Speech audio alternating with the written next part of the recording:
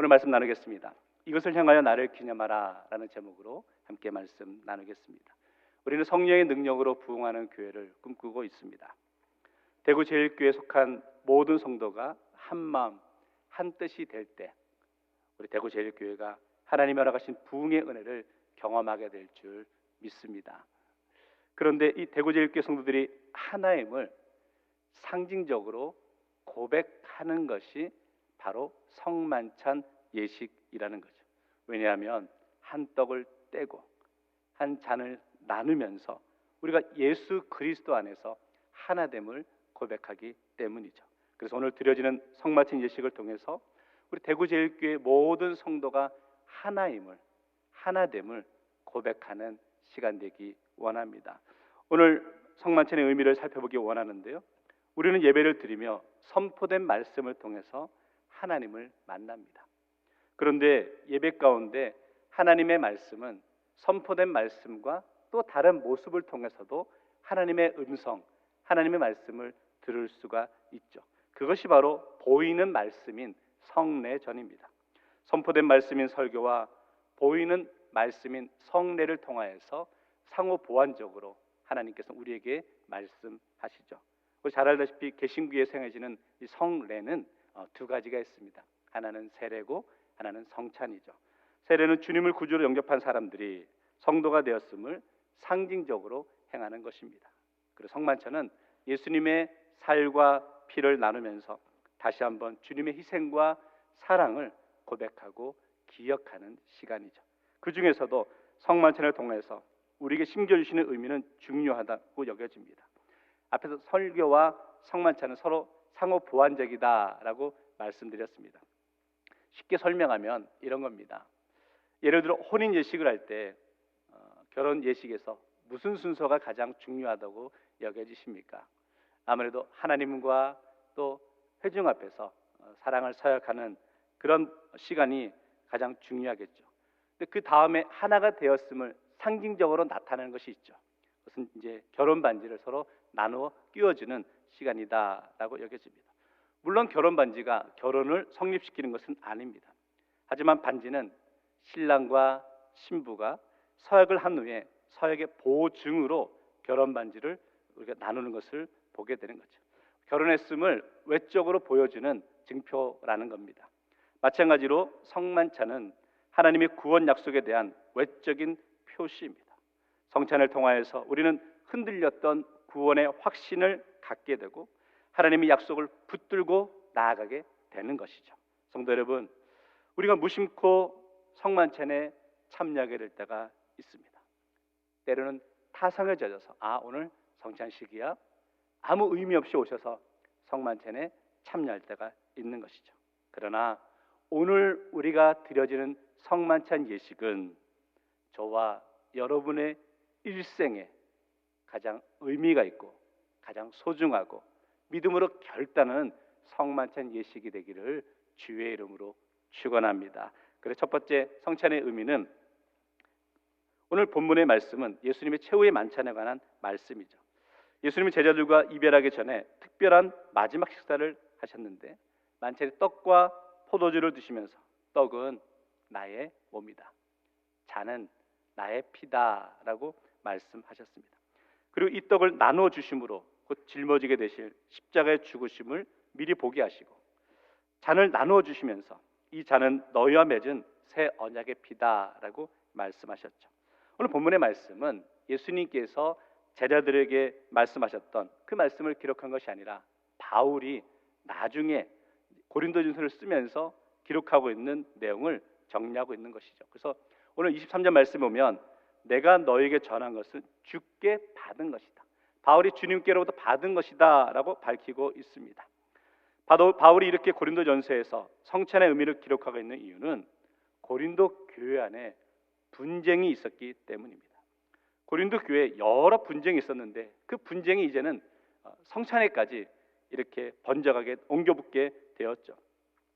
사도행전 2장에서 예수님을 따르던 무리가 같이 식사를 합니다. 그 상황을 설명할 때 사도행전 2장 46절에 이렇게 말하죠. 날마다 마음을 같이하여 성전에 모이기를 힘쓰고 집에서 떡을 떼며 기쁨과 순전한 마음으로 음식을 먹고. 예수님께 승천하신 후에 예수님을 따르던 첫 번째 무리가 예수님이 하셨던 성찬의 의미를 기억하면서 함께 식사했습니다. 그런데 이제 고린도 교회에서는 이 식사가 문제가 되었던 것이죠. 교회 안에서 만찬하는데 자꾸 배제되는 사람들이 생겨나기 시작했습니다. 고린도 교회 그 당시에는요, 대부분의 성도는 가난한 삶을 살았고 일부의 성도가 부유한 삶을 살았습니다. 근데 이제 가끔씩 이 부유한 성도들이 가난한 성도들을 대접하겠다라고 하면서 음식을 준비해 와서 함께 나누는 그런 시간들이 있었습니다. 근데 부유한 성도들이 음식을 가지고 와서 이제 가난한 성도들이 교회에 왔을 때 함께 나누어 먹어야 되는데 그러지 않고 가난한 성도들이 오기 전에 자신들께 미리 다 먹어버리는 거예요. 그러니까 늦게 가난한 성도들이 교회에 왔을 때는 정작 먹을 게 없는 그런 상황이 벌어지게 되고 그래서 화가 나고 갈등이 생기는 그런 장면이 있었습니다. 고린도전서 11장 21절 말씀에 이렇게 기록하고 있죠. 이는 먹을 때에 각각 자기의 만찬을 먼저 갖다 먹음으로 어떤 사람은 시장하고 어떤 사람은 취함이라. 이러다 보니까 교회 안에서 불만을 갖게 되었습니다. 사도 바울은 이 분쟁을 다루면서 예수 그리스도의 만찬을 기억하라, 그 의미가 무엇인지를 기억하라 라고 하는 거죠. 하나님의 사랑이 있었고 예수님의 헌신과 희생이 있었다는 거죠. 그리고 이 만찬을 통해 하나님의 은혜 가운데 서로 하나 되는 공동체 의식이 있었다는 거죠. 그런데 고린도 교회는 그 모습이 깨어졌다. 엄격히 말하면 바울은 고린도 교회의 분쟁, 갈등의 문제가 성만찬의 의미가 훼손되었기 때문이다 라고 이야기하는 거죠. 성도 여러분, 그거 아십니까? 성만찬의 의미가 훼손되어질 때 교회에 위기가 올 수 있다는 거죠. 왜냐하면 성찬의 의미의 핵심은 예수 그리스도 안에서 한 몸이라는 거예요. 한 형제 자매임을 고백하는 거죠. 그런데 공동체 속에서 한 몸이 이루어지지 않기 때문에 갈등이 생기고 어려워지는 것을 보게 됩니다. 오늘 우리는 성찬 예식을 거행합니다. 성만찬 예식을 통해 과거에 별 의미 없이 드려지던 성찬이 아니라 진정으로 성찬의 의미를 회복하고 더 깊은 주님의 사랑을 우리가 깨닫고 또한 예수 안에서 우리 믿음의 공동체가 하나임을 함께 결단하며 나아갈 수 있는 시간 되기 원합니다. 그래서 성찬의 의미를 구체적으로 살펴보면 먼저는요, 예수님의 십자가의 죽으심을 기념하는 예식이죠. 24절 말씀을 같이 한번 읽어볼까요? 시작. 축사하시고 떼어 이르시되 이것은 너희를 위하는 내 몸이니 이것을 향하여 나를 기념하라 하시고, 또 25절에도 보시면 이 잔은 내 피로 세운 새 언약이니 이것을 향하여 마실 때마다 나를 기념하라. 사도 바울은 성찬의 의미를 가르쳐 주면서 기념하라 라고 합니다. 이스라엘 백성들은 자신들의 역사 가운데 특별히 이것만은 놓치지 않고 꼭 기억하고 싶은 사건이 있었죠. 바로 출애굽 사건이었습니다. 출애굽 사건만은 기억하고 싶어서 다음 세대로 계속 강조하며 가르쳤던 것을 보게 됩니다. 이처럼 우리가 무엇을 기념한다는 것은 이런 뜻이 있겠죠. 그것은 참 소중하다는 겁니다. 그 시간을 다시 생각하면서 나를 돌아보는 이 의미를 갖게 되는 거죠. 앞으로의 삶에서 새로운 의미를 찾게 되는 거죠. 오늘날은 참 바쁘게 현대를 살아갑니다. 그러다 보니까 소중했던 시간들을 기념하지 못하고 그냥 넘어갈 때가 있는 것을 보게 됩니다. 그런데 오늘 주님께서는 제자들을 향해서 성만찬을 기념하라 라고 말씀하시죠. 특별히 성만찬을 사도 바울은 20절에 이렇게 말합니다. 그냥 성만찬이 아니라 주의 만찬. 바울이 말하는 주의 만찬, 어쩌면 주의 만찬은 기억하고 싶지 않은 순간일 수 있습니다. 왜냐하면 주의 만찬을 드리고 난 이후에 어떤 일이 벌어집니까? 예수님이 붙잡히시고 고난받으시고 십자가에 달려 죽으심을 경험할 수밖에 없었죠. 그래서 주의 만찬은 기억하고 싶지 않은 순간입니다. 그런데 오늘 예수님은 제자들을 통해서 주의 만찬을 기념하고 기억할 것을 말씀하시죠. 언제까지? 주님이 다시 오실 때까지 기념하라라는 거죠. 그래서 우리는 주님의 떡을 떼고 또 포도주를 마시면서 주님의 그 사랑을 함께 고백하고 기억하는 것이죠. 성도 여러분, 우리가 신앙생활하면서 성만찬 예식에 참여할 때 가장 먼저 깨닫고 고백해야 하는 것은 주님의 고난에 동참하고 십자가의 의미를 함께 묵상할 수 있는 시간이 되어야 될 줄 믿습니다. 또한 두 번째, 이 성만찬은요, 예수님의 부활을 축하하며 기념하는 예식입니다. 물론 성찬의 의미의 가장 깊은 의미는 예수님의 십자가 죽으심이죠. 하지만 동시에 예수님의 부활을 축하하며 기념하는 참된 기쁨의 예식이기도 합니다. 우리가 의도하지 않지만 그래서 교회에서 성만찬을 너무 엄숙하게 하려다 보니까 무거운 분위기에서 진행될 때가 있는 것을 보게 됩니다. 제가 이제 THM 대학원 시절에 제가 예배학을 전공하니까 수업 시간에 이 성만찬 예식을 재현하는 그런 훈련을 실습을 하게 됩니다. 실습하기 전에 교수님께서 목소리도 좀 엄숙하게 하고 제스처도 좀 크게 드라마틱하게 해서 성도들이 이 성만찬 예식에 잘 집중할 수 있도록 해야 된다라고 말씀하셨습니다. 그리고 이제 한 명씩 돌아가면서 재연을 하는데 여러분도 아시겠지만 제가 목소리가 좀 크잖아요. 이것은 하면서 했더니 그 제스처도 크게 했거든요. 했더니 교수님하고 학생들이 그냥 소위 막 웃으면서 막 그러는 거예요. 분위기가 갑자기 달라졌어요. 그런데 교수님이 저희 칭찬하시는 거예요. 이렇게 성찬은 또 기쁨의 모습으로도 감당하는 것이다 라고 하셨는데 그 순간이 참 기억에 납니다. 성도 여러분, 성찬식은 주님의 부활을 축하하고 그분의 승리를 기쁨으로 기념하는 예식입니다. 이 사실도 우리가 중요하게 알아야 되는 것이죠. 사도행전 2장 46절에 보면 날마다 마음을 같이하여 성전에 모이기로 힘쓰고 집에서 떡을 떼며 기쁨과 순전한 마음으로 음식을 먹고. 오늘 우리가 성만찬 예식을 거행하며 또 우리가 예수님의 부활하심을 함께 기뻐하고 감격하는 마음으로 성만찬 예식에 참여하기를 원합니다. 누가복음 24장 41절에서 부활하신 예수님과 제자들이 만나게 되었습니다. 그때 제자들은 41절에 이렇게 말하죠. 그들이 너무 기쁨으로 기뻤다는 거예요.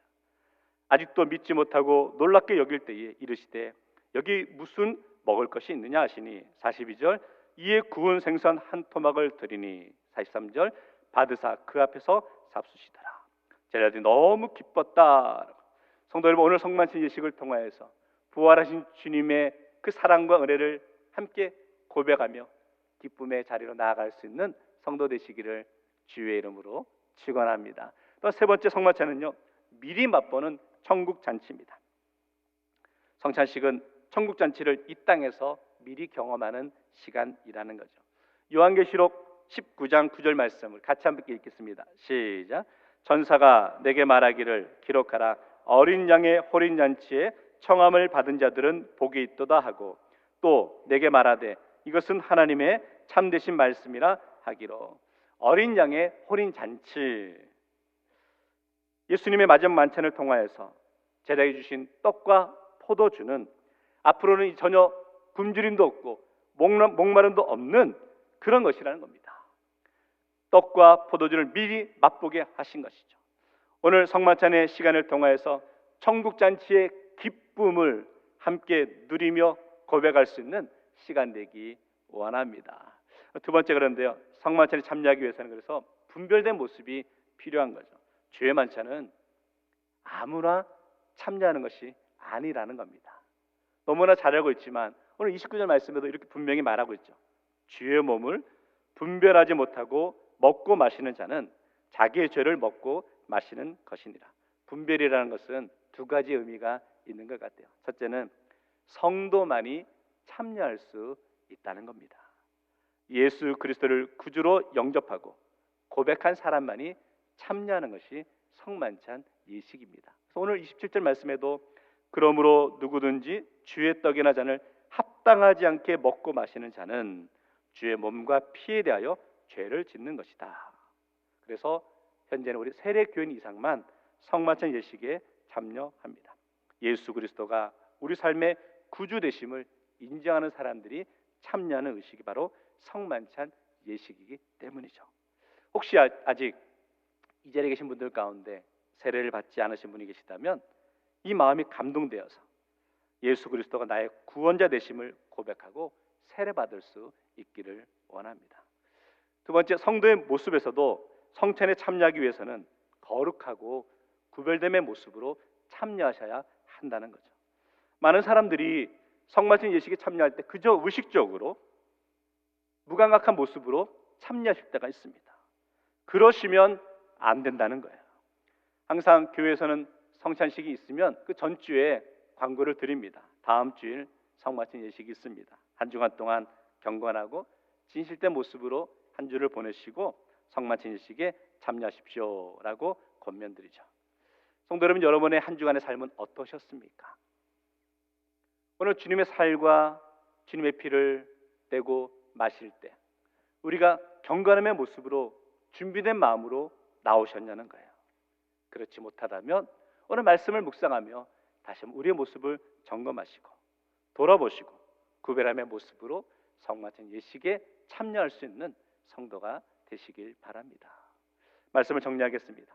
성만찬의 의미를 회복해야 합니다. 성만찬은 기념하는 것이다 라고 말씀드렸습니다. 기념은 단순히 개인적인 일을 기념한다가 아니라 공동체적으로 기념해야 될 것이 있다는 거죠. 그리고 공동체가 지속적으로 지키며 나아가야 되는 것이 있다. 그것이 우리는 성찬 예식이다라는 거죠. 성찬 예식을 통해 예수님의 죽으심과 부활하심을 기억하고 기념하는 것이죠. 그리고 예식만 기념하는 것이 아니라 우리의 삶을 통해 그 모습이 증명되고 고백되어야 한다는 거죠. 어떻게? 복음 전파를 통하여서 증명해야 된다는 거예요. 오늘 26절 말씀에 이렇게 말합니다. 너희가 이 떡을 먹으며 이 잔을 마실 때마다 주의 죽으심을 언제까지요? 오실 때까지.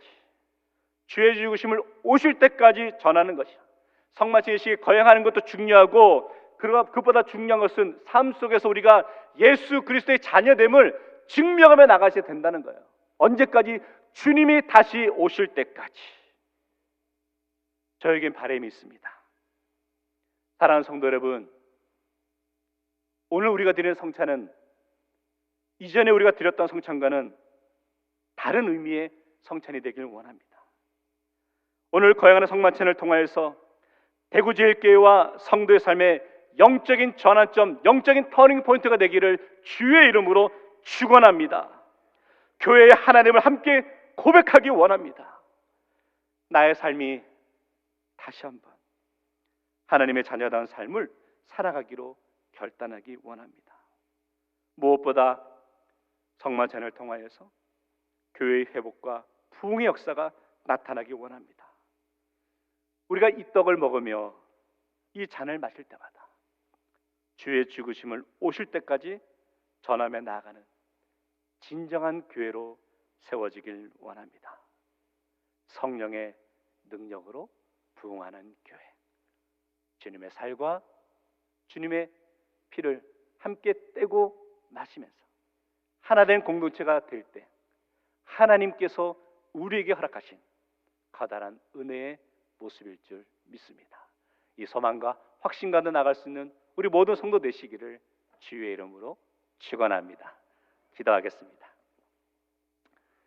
사랑의 주님, 감사합니다. 주님의 살과 주님의 피를 함께 떼고 마신다는 것은 우리가 예수 그리스도 안에서 한 몸, 한 지체, 한 공동체가 됨을 고백하게 하심을 감사합니다. 오늘 우리 대구제일교회 2025년 첫 성만찬 예식을 거행합니다. 이 성만찬 예식이 우리 교회, 우리 성도들의 삶에 영적인 전환점이 되게 하여 주셔서 성령의 능력으로 부흥하는 교회로 나아가기 위해 우리가 한 몸임을, 한 지체임을, 한 공동체임을 고백하며 결단하는 은혜의 시간 될 수 있도록 인도하여 주옵소서. 예수님 이름으로 기도하옵나이다. 아멘.